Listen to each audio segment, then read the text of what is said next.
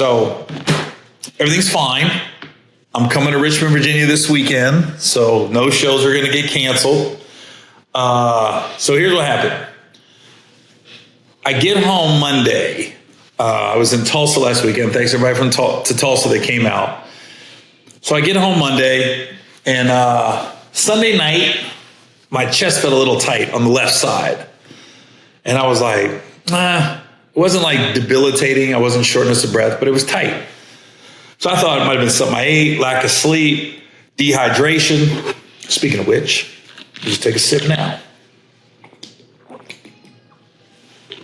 So I, got up next morning, had an early flight. I think I got picked up at 5 a.m. So I only got about 4 hours sleep and still felt a little tight and walked around the airport, got on the flight, landed. It got to about 3 p.m. and my chest was still a little tight. And I go, this don't feel right. So my boys, my twins, they nap from noon to 3. So they get up at 3 o'clock and I just see them running around the house, and not to get all mushy, but if I want to have my twins, I don't know if I'd have went to the hospital. I probably would have just tried to thug it out, been the dude thing. I'll get over it and stuff. But I'm sitting there watching them get up from their nap, and they're running around the house and they're playing. And I was just like, I gotta go get this checked out. I gotta be here for these boys. So I go to the ER. I don't even tell anybody. I just left. And then I called everybody and said, I'm having chest pains. I'm going to go to the ER. And then I get there. They take all my vitals. They run all the EKGs on me. And they said, yeah, your EKG came back to little irregular. Could be nothing. Could be something, clogged artery. So let's just play it safe and let's get you over to the hospital. So I sat in this ER room that wasn't where I live. There's an ER that's better than going to the hospital ER, because when you go in, you'll automatically get a room, you get a bed, and you're in privacy. Whereas you go to a hospital ER, you could be sitting in that lobby for hours. So I sat there in this private ER, and they had to call an ambulance. The ambulance comes, scoots me up. First time ever riding in an ambulance. Glad I was fully awake when I did it. Get to the hospital, they give me some aspirin, stuff like that. And then they said they looked at my EKGs. We're going to bring in, and it was something, I don't know what you call it, some embiogram, something. I don't know, but they literally run, can you see I don't know if you can see it. You can't really see it on this camera. It's a little nut. They run a tube up my arm, and it goes up, and they take pictures of my heart, and they run some dye, and they check all my arteries and stuff. And they said, they come back and they said, there's 3 major arteries into your heart. Those are all great. They said there's some smaller arteries / veins. And they said one of them is a little clogged. They go, nothing that we can't fix with medicine, but you don't need a stent. Your heart's fine. You're healthy. You're in good shape. And they were just like, just play it safe. We'll give you some medicine, monitor your blood pressure. But I've had slightly high blood pressure for years. Not a lot, but ever since my late 20s, I think I've had a little high blood pressure. So they got checked out. They said medicine. I was there for 2 days. Got discharged and everything's fine. But, I didn't mean to freak everybody out with the first post, but you just gotta, at my age, I'm over 50 now, and anything on the left side of my chest, right side, I wouldn't have thought of nothing. I thought I pulled muscle, worked out a little hard or something. The left side, that's the heart. I'm not messing with that. So sorry if I scared anybody.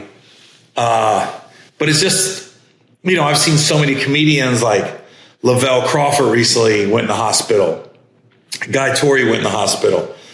I've heard of so many comedians just passing away in their hotel room. I'm just like, I got to stay on it.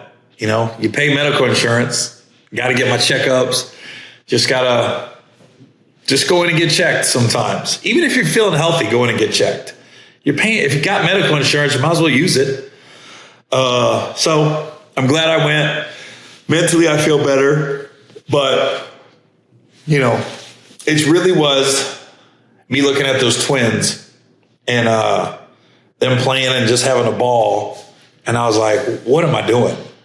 I don't want to take any chances. I don't want to miss nothing of their childhood or growing up, or I just want to be a healthy dad. I don't want to be a dad that can't be active, they can't play with them, to be in bed, stuck. But let me tell you something.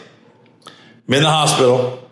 Shouts out to Memorial Hermann in Sugar Land, Texas. That's the staff was amazing. The doctors were amazing. Everybody was great. But them twins came to visit me. So I got checked in Monday night. They came Tuesday morning. They were wrecking shop. It was within 30 seconds. They're opening doors, opening drawers, trying to touch the the blood pressure machine. They're running through the curtains. I'm just like, what is going on? They were there an hour. It felt like 4. It was the funnest hour because I didn't have to do nothing. I just laid in bed. But they was wilding in the hotel. In the hospital. Go to my Instagram or my TikTok. Just look at couple of the videos of the boys showing up. Fun is all I get out. But they was wilding. But yeah. I'm shouting to my girl Bree. She thugged it out, stayed 2 nights with me in the hotel room.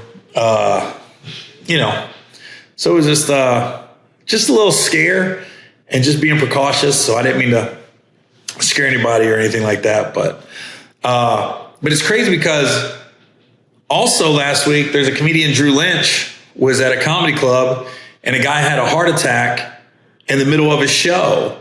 And then he stopped the show and everybody just came together, gave the guy CPR, chest compressions, and they saved his life. Like, he literally had a heart attack. He went down, and all these people at the comedy club just came together, did that, saved his life, and then, and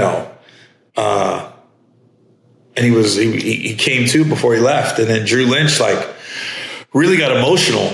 Like, he was crying on stage. He goes, wow, I can't believe I just saw that. He goes, you guys really just saved that guy's life. Everybody, a bunch of strangers came together and saved that guy's life. And I just kept thinking, I think it was emotional for Drew, and I can't speak for him. I don't know him personally. I just know his work. People think stand-ups, we all know each other. And half the time we don't know. We know each other, but we don't, because we don't run into each other because it's like being in the NBA or the NFL. You might know guys on other teams, but you never see them because if your team's not playing them, and when are you going to run into them? Sorry. The meds still run through me. I've gone about a month and a half without yawning, so this is good.